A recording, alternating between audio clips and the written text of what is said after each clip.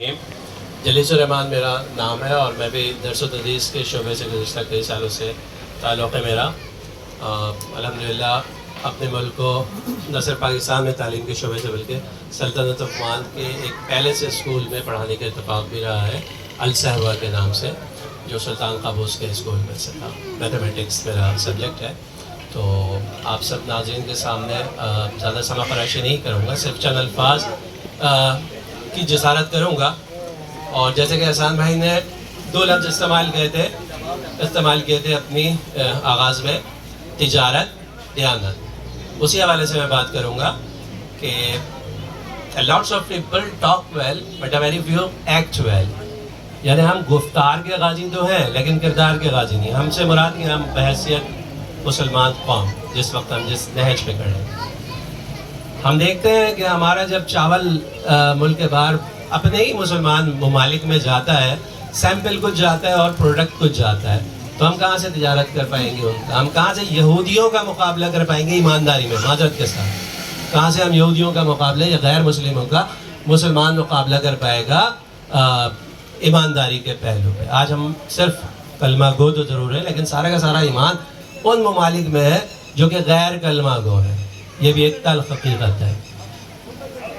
میری باتوں سے یہ نہ سمجھیے گا کہ میں بائیکاٹ کی مخالفت کر رہا ہوں. بائیکاٹ کا آپ زیادہ صاحب علم ہیں, علم زیادہ رکھتے ہیں, تو جو حدیث کوٹ کی جاتی ہے وہ ایک جنگ کا موقع بتایا گیا ہے کہ اس جنگ پہ جب کفار یہودی اپنے محصور ہو گئے اپنے قلعے میں, تو آپ صلی اللہ علیہ وسلم نے کہا کہ ان کے باہر جتنے بھی کھجور کے درخت لگیں یہ کاٹ دیے جائیں. وہ کاٹ دیے گئے تو وہ اپنی اکنامی کو, فائنینشیل اکنامی کو کلیپس ہوتے ہوئے دیکھتے ہوئے پھر باہر نکلے.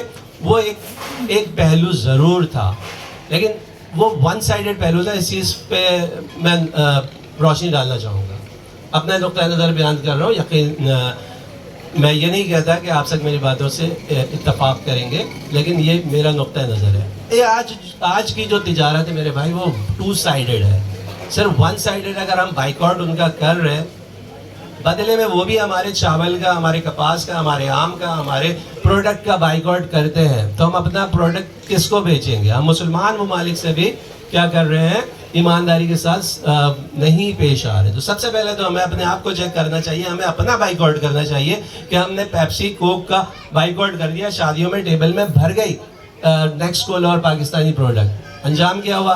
ان کمپنیوں نے کیا کیا, اپنے ریٹ بڑھا دیے. کفار جب ان کی تقاریب آتی ہے تو اپنے کرسمس کے موقع پہ, نئے سال کے موقع پہ ریٹ کم کرتے ہیں, اور ہم مسلمان رمضان آتا ہے تو ریٹ اٹھا دیتے ہیں.